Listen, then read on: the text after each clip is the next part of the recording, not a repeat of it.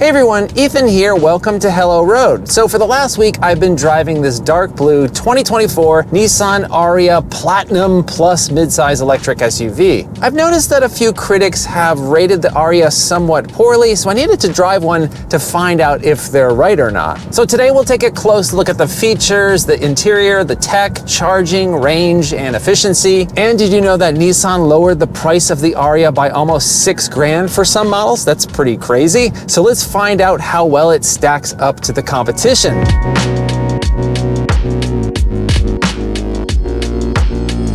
Do you remember the Nissan Leaf? Actually, Nissan still sells it. It was the best-selling electric car on the planet until about 2020 when Tesla took over the top position. Nissan was at the forefront of electric cars with the Leaf. I had one, it was great. But then Nissan sat on their hands watching Tesla eat their lunch. So someone at Nissan must have finally gotten the memo that they were no longer the king of EVs, so they created the long overdue Ariya. And today the EV landscape is quite different than it was in 2011 when the Leaf first came out. The Ariya is a mid-sized electric crossover and it competes with the Hyundai Ioniq 5, the Kia EV6, the Ford Mustang Mach-E, Volkswagen ID4, the Toyota BZ4X, and the Tesla Model Y. And a ton of these choices are all around the same size with a fair amount of overlap in pricing as well. So looking at Edmunds.com, you can see that they rate the Ariya down towards the bottom of the pack. But does it really deserve to be rated that low? But before we get to that, let's take a look at the Ariya trims. There are a lot to choose from. The Ariya comes in a single motor front-wheel drive and dual motor E-Force all-wheel drive configurations. Really, Nissan, you're spelling force with a 4? Anyway,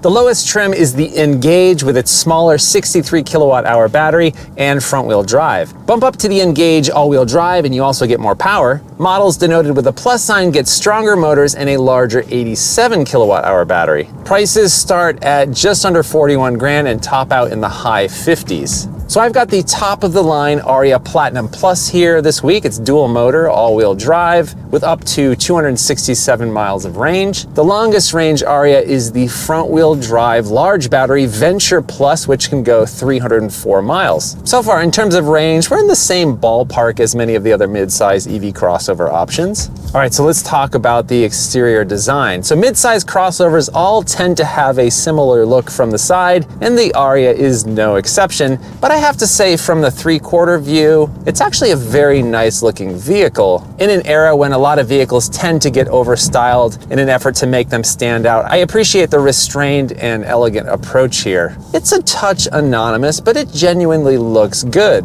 The grille has some really nice design details, and I dig these unique 19-inch wheels. And this dark blue paint looks great. Hallelujah, I wasn't sent another gray car to review. All right, so let's move on to this interior design. And to be honest, it's one of the nicest Nissans I've ever been in.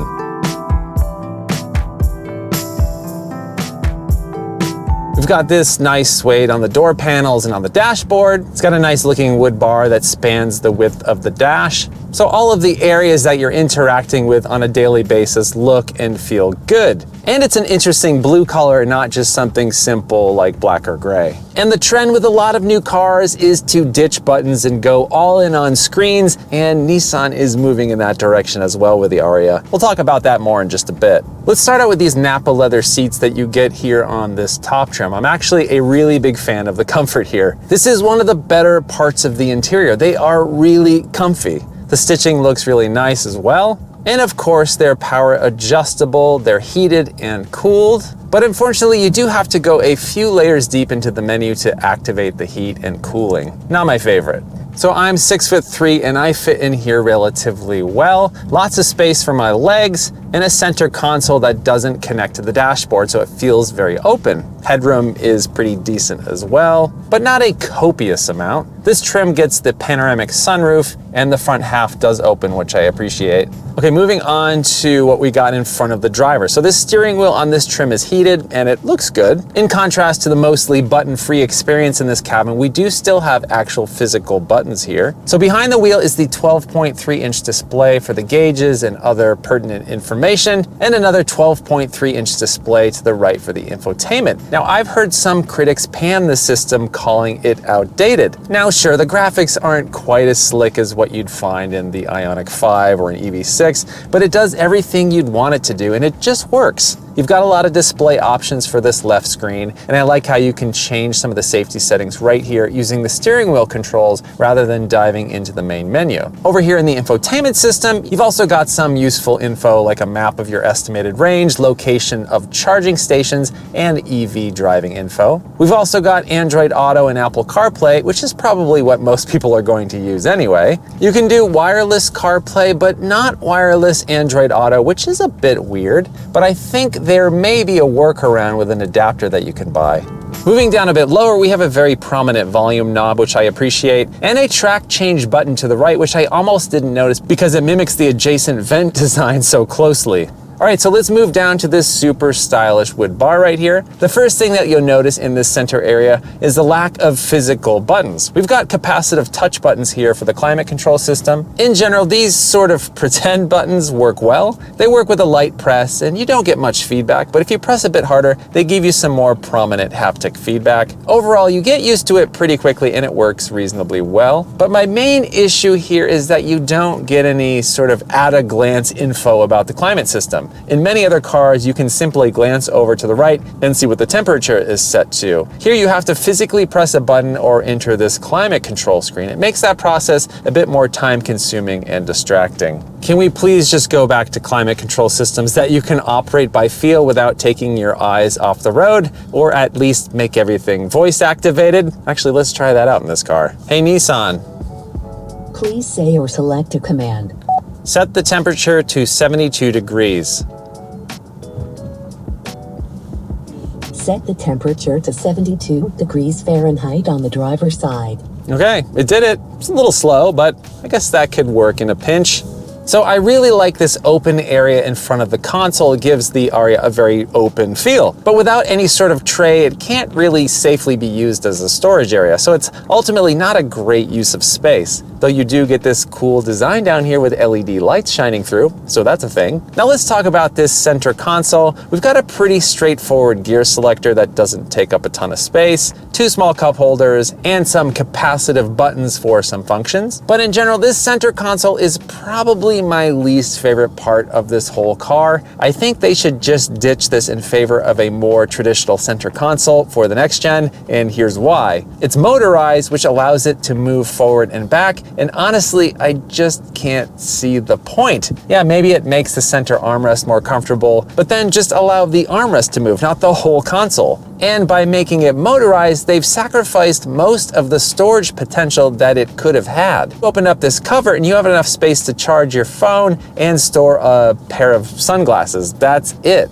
So Nissan spent a lot of time trying to make this cool, but forgot to make it functional. If I own one of these cars, I'd probably get some sort of grippy rubberized tray and place it down here so you could store a bag or a purse or your kids' toys. But I think Nissan must have known the storage situation wasn't the best, since they did include this pretty unique drawer right here in the dashboard. You press this button right down here and it slides out. And it's a pretty decent size. A singamajig fits in there rather nicely. And there's actually a little cover here so you can use this as like a little desk or something if you're sitting waiting at a charging station. It's kind of neat, I guess. But the somewhat annoying thing is that this button must be held down the entire time you're opening or closing this drawer, or it will just stop halfway. I think Nissan should just ditch the motor and make it manual, or at least have the button fully open and close the thing. Okay, one more little weird nitpick. The USB ports down here are labeled upside down. That's just a bit odd. So while I do have a couple nitpicks on the storage situation here, I don't think they're deal breakers because a lot of the other elements of this car are just really good.